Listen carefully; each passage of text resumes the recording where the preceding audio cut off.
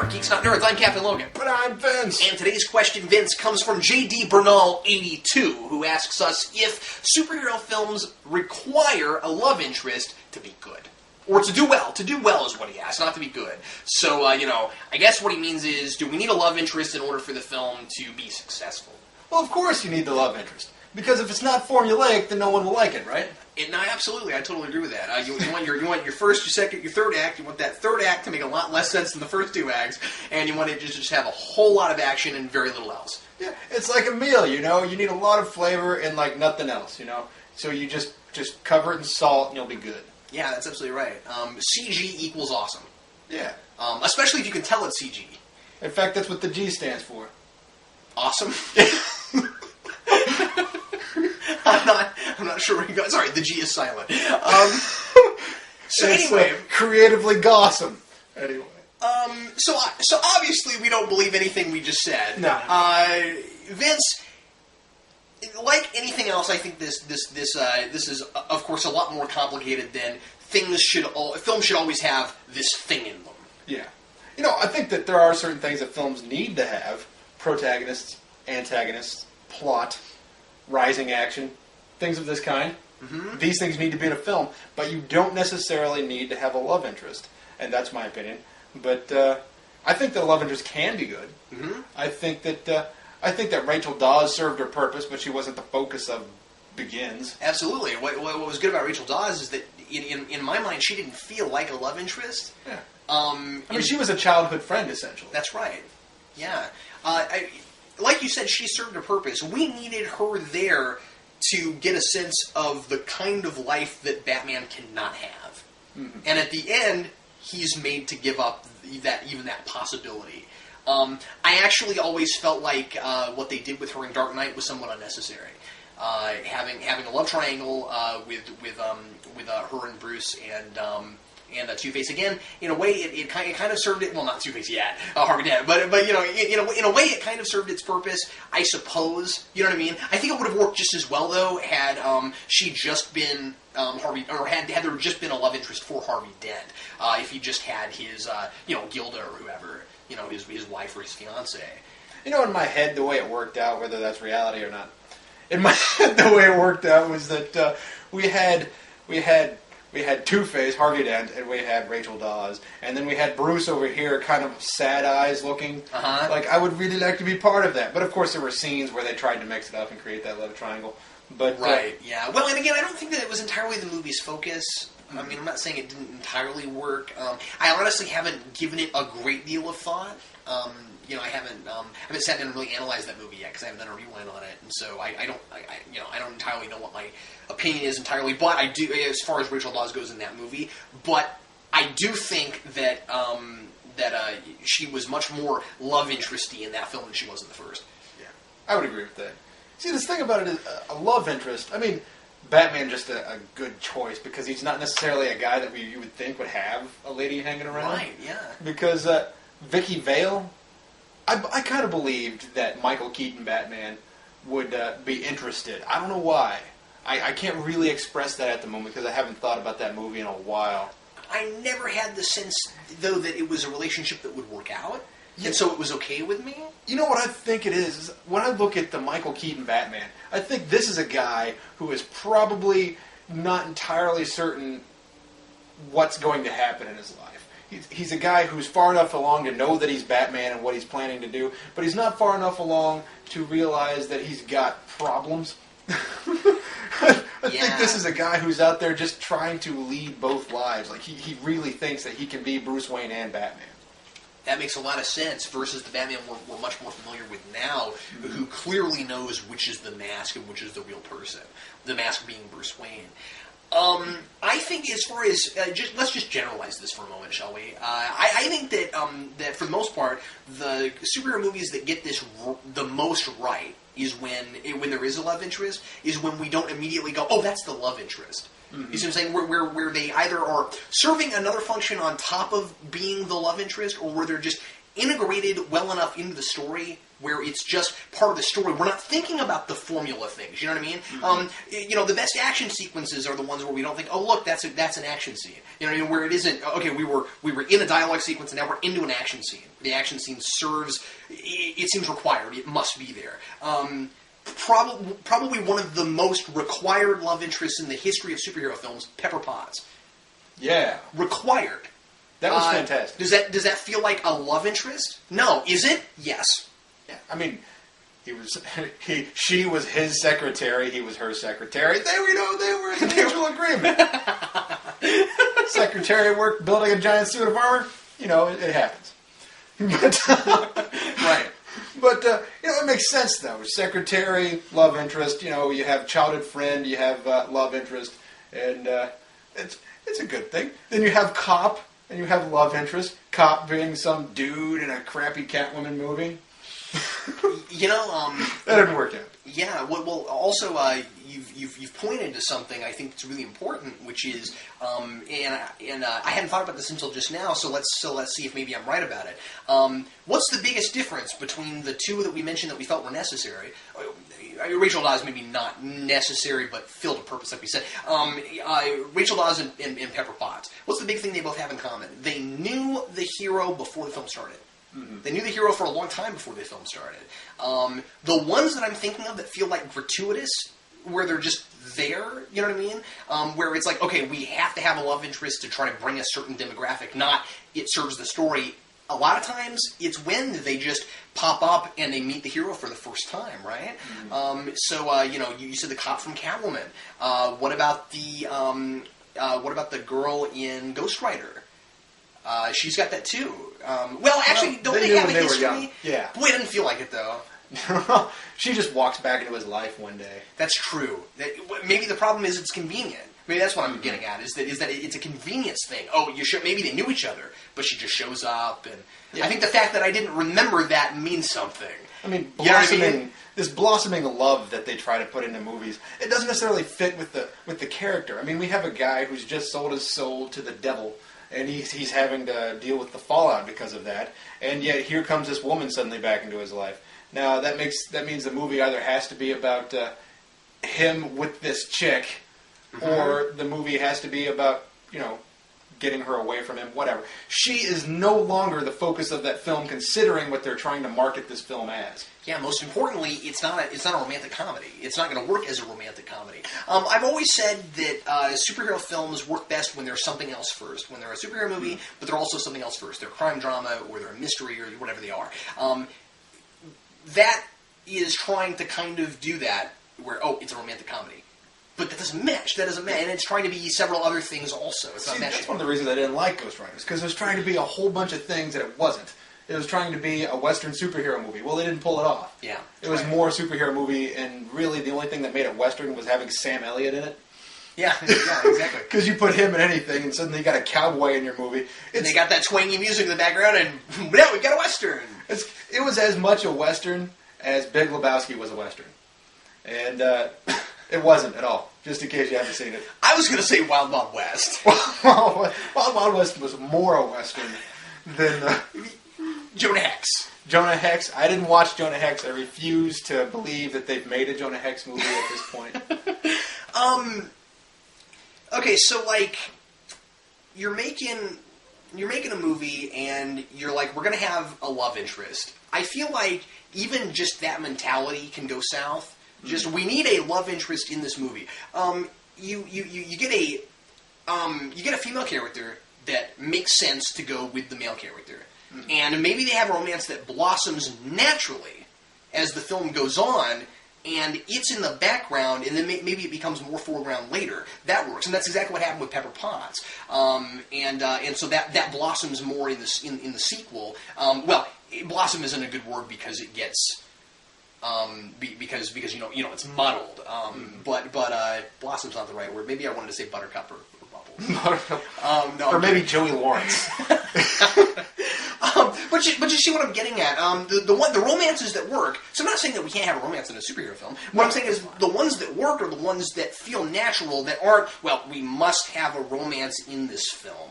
I had a creative writing professor at one point who he and I were talking about Batman movies, and he said, I would really like it if they wouldn't have to constantly create new love interests for Batman. Yeah. So maybe Vicky Vale should have hung around, or maybe they just shouldn't have tried to force these other relationships on them.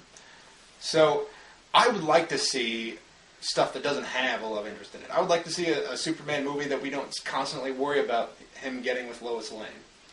Yeah, or getting back in with Lois Lane, or whatever. Sure, the thing with Lois can work, but in a film. But I do feel like to a point it needs to be a little bit more in the background. Mm-hmm. I mean, there is an issue of sexual tension that you look back at Superman and Lois, and you go, I understand. Mm-hmm. That doesn't necessarily need to happen. It doesn't need to be about Lois, I'm Superman. When you have and this happens a lot. I'm really glad you mentioned this a minute ago. I want to get back to something you said where you were talking about how we don't need a different love interest for Batman every movie. The fact that we have movies and then we have sequels where we not only don't have the love interest that was in the first one, but we also don't even talk about her, or don't talk about her hardly at all, or find convenient ways to kind of write her out, like they did with Vicky Vale in Batman Returns. Oh, she's mentioned, just for the sake of continuity, but she's just kind of gone, means that she's superfluous. She wasn't necessary in the first place. You know what I mean? Now, I'm not saying that every character that was in one movie must be in the next film. But what I'm saying is the very fact that we can just write them out and hope nobody notices means that they weren't there for a story point. They were there for a demographic, and that's a problem. Mm-hmm. I mean, I think part of the issue is if you have a different person every movie, then what you're doing is creating the same plot line in every movie. Oftentimes she ends up being the same character. That's one thing that bothers me. Like, for example, and I know, I think you like this better than I did, but, I forgot the Hulk's girlfriend's name. Oh, Betty Ross. Betty Ross. Yeah, all I could think of was Betty Brant. I called her Betty Brant the other day, and my wife was like, "That's Spider-Man, what's wrong with you?" Betty Page came into mind. I'm like, that's not the same person. I think the problem is that Marvel has way too many Bettys. Yeah. I never really thought about that before. Marvel has a lot of Bettys. Hulk's girlfriend, she had a best friend named Wilma, I think it was. Oh, right. Yeah. And then her boob or something, whatever. Yeah, anyway. Right. I was going to make that joke. And so in The Incredible Hulk, right, it felt to me like she was very much so, even though she wasn't necessarily in distress, she was very much so that damsel. Like, she didn't really have a strong characterization of her own. She was just constantly chasing the Hulk, going, "Stop, please." And, whereas in Ang Lee's Hulk, I felt like she actually did have that characterization. Yeah, that's the thing. I suppose there's a trade-off. Incredible Hulk is a good movie, and Hulk is a not-so-good, but still not entirely bad movie. Yeah, can I put it in a different way? Sure. Incredible Hulk is an entertaining film. Hulk is interesting. See, I liked Hulk. A lot of people are like, it's bad. I'm like, no, it's okay. I can't say I like it. I can't say I dislike it. I found it extremely interesting. It made my brain do things. But I mean, backflips, bold. It also felt like work. Watching that film is work. See, that's the thing, is when I watched that movie, I thought, wow, I thought that was really cool. I don't know why. I was young and stupid, I guess. Well, the first time I saw it, I wasn't, thinking, because I was like, I wasn't thinking that hard, because I was like, oh, I'm watching an action movie. And then later on, I realized it's not an action movie. You know what I mean? And then I was like, oh my goodness, what's it doing? Oh, it's about Bruce Banner's mental problems as a metaphor for oh my goodness, it's interesting. What a weird movie. Yeah, very strange movie. But I think that Betty Ross. Boop. I think that Betty Ross was necessary. The most unnecessary part of the movie was when she'd pull up her skirt and went doo-doo-doo-doo. That was a problem for me. I don't know. That's inappropriate for children. But what's wrong with you, Liv Tyler? But I think the Connolly Ross was more, important to the actual plot, considering they're working together. Yeah. And maybe it's kind of convenient that they grew up apart and happened to work together, despite the fact that their fathers had some connection. But that happens in classic literature, so I didn't get up in arms about it. But convenience is, and that is a problem. Convenience is a problem, and I do think that people should judge classic literature harsher for having conveniences. I think so too. But a little bit, but it was more accepted. Yeah. So when that happened in that movie, I was young and stupid and thought, I can accept the convenience. But, she was more integral because they worked together. Mm-hmm. Personally, I would have liked it if Ross had nothing to do with his past. But because there's already a connection there with Thunderbolt Ross. There's already a connection with Betty. So do we really need the crap in the past? I've got a really interesting one for you. How about the main... Oh, I'm sorry, I was just watching you be Bruce Lee. Interesting. No, interesting. That was very engaging. Sweet. I was engaged. Okay, so... the difference between Hulk and an Incredible Hulk. I was engaged. And then I got married. So Vince... what about the female? I don't know. She wasn't a love interest, which is why this is interesting. What about the female scientist chick? I can't remember her name in Blade. That was really interesting because she had this great relationship with Blade. She really held her own. She was a really strong female character. I mentioned this when I reviewed that movie because I thought it was really cool. Early on, you got that scene where he says, "Do you know how to use a gun?" And she says, "I catch on fast." And I just loved that. She was willing to do anything to fight these vampires. And then she's not in the sequel. And this was a point that I left out of my Blade 2 review, which I did last week. I just forgot about it. I wasn't I was thinking about the story of Blade 2, and I remember watching Blade 2 and going, where was she? And then I forgot to write it into the review. And so that's why I'm mentioning it now. So you got this great female character. She's not really a love interest, and she still is left out of the sequel and not mentioned where she went. That's really interesting to me. In Blade 2, don't they try to use one of those vampire women as a love interest? Yeah. See, maybe that's what it was. When they get to the sequel, they're like, oh, we want to have a love interest. And we don't need that other chick anymore. I'm like, no, but guys, they didn't fall in love. Yeah. In the you know what I mean? She could have been there. Or she could have been written out in a different way if you decided that she just didn't fit in the plot. Honestly, with the plot they had, I don't know where she would have fit. It was so extremely complex. The scientist chick, I don't think we needed her there. But not because she's a girl, just because there's nowhere for her to go in the film. It would have been nice if she'd come back in Blade 3. Yeah, that would have been cool. That would have been nice if she'd been part of the Hoo-Da-Ha Night Stalkers or whatever they decided to call themselves. Although considering, and again, I haven't seen Blade Trinity yet because I'm watching the Blade films as I'm doing the reviews, but because I just hadn't seen them before. But no, good luck. Yeah, I know. I've heard about how awful it is. What I'm thinking is, if Blade Trinity really is as bad as everybody says it is, and she had been in there, that would have fit another stereotype of threequels, which is the person who everybody loved in the first one and was brought into the third really bad movie to try to make it better, but it just made it worse, like Casey Jones in Ninja Turtles 3. I suppose that's true. Blade Trinity, man, that disappointed me. It's very much of a different genre. Yeah. And that's what my I can tell just looking at the trailers. It's really sad to me. It's marketed like the Matrix or something. Yeah, but you'll get there. You'll review it. Anyway. So final thoughts, Vince? Final thoughts. There is no necessity for a love interest, but one can be used well. That's, I think, the bottom line, really. Yeah, I think the most important thing is that we don't immediately jump onto, that's the love interest. Mm-hmm. I think we're likely to because we've been trained to.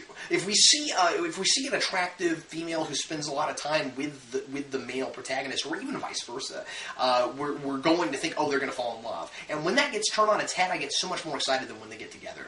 I think I enjoyed the scientist chick in Blade a lot more than I would have if this wasn't the norm, simply because it was turning on its head. I was going, oh my goodness, they're not going to get together? There's not going to be a kissing scene? There's not going to be a sex scene? What? This movie's about something that's not that? Really? And that excited me because it was against the norm and because it was an interesting story. I think people need to understand their characters when they write something. When they're writing a movie, like Blade is not the guy who's going to get together and I love you too. And I don't know why she sounds like an mostly because they're not Smurfs. I'm thinking, but he's not that guy. And in the end of Batman, Batman Begins, he realizes that he's not that guy. Mm-hmm. So, she realizes it for him, which is one of the things I really enjoyed about it. See, a good movie will let people be who they're growing into. And yes, that's a really good point. If your plot does not evolve to the point that these characters would end up together, then they should not. So, in fact, it shouldn't even be a focus of the movie. Mm-hmm. And if they don't, then make sure that it's in the plot. I know this was supposed to be final thoughts, but there's a major one we didn't mention that I think we ought to really fast. Obviously, there's tons of superhero films. We could have talked about a lot of things, but. And I know we've done this before, but we really should bring up real fast Daredevil because of the changes that were made between the theatrical and director's cut with Elektra. Because not only is she a very obvious love interest for Matt Murdock, but because they were trying to market this to a particular audience, and they were forcing it to be formulaic, they threw in a sex scene that was not in the script. They just went, oh, we must have a sex scene. They must do that. In the director's cut, which was a lot closer to what the film was actually supposed to be, they don't actually have sex. They fall in love, but like her father gets killed before they even have a chance to sleep together. What I'm saying is, it's much more of a it unfolds in a much more naturalistic way, where it's only their second or third date. You see what I'm saying? Like they're actually letting this move a little bit. They haven't even gotten to when I love you stay. It wasn't a one night stand. Yeah.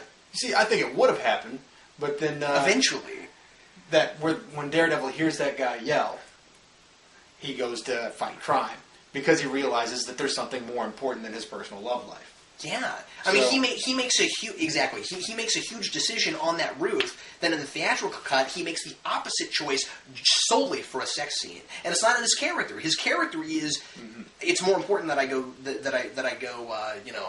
do my Daredevil thing. Yeah. So in this instance, it's not so much the love interest that's forced; it's the sex scene. So they're trying to push things on the audience because they think that people will like it. Who doesn't think Jennifer Garner is attractive and want to see that? But come on. Yeah, but not if it doesn't make sense. Yeah. Well, people want to see it regardless, but, watch another movie. I don't if it doesn't make sense. Go watch Matrix Reloaded. It's got that scene. It's got that random sex scene for no good reason in the middle of nowhere that everyone hates. I forgot about that. I just don't remember a whole lot about Matrix Reloaded. Not that I really hated it, but I just don't remember much about it. I remember being in an audience of people and just feeling the awkwardness of everyone in the theater during that scene. Everyone's like, we're watching this. Oh my God, we're watching this. I'm with my mom. Oh my God. Well, anyway, anyone, leave us a comment. Let us know what you think about this topic. Tell us if you think love interests are necessary. And also tell us if there's anything you'd like us to talk about in a future video. And thanks a lot for watching Geeks Not Nerds. I'm Captain Logan. And I'm Vince. And we'll see you next time.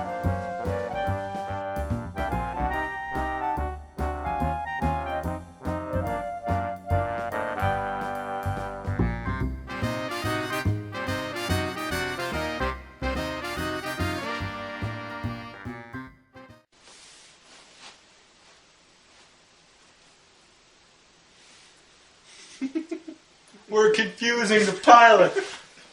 Oh my God, we're all gonna die. Ow.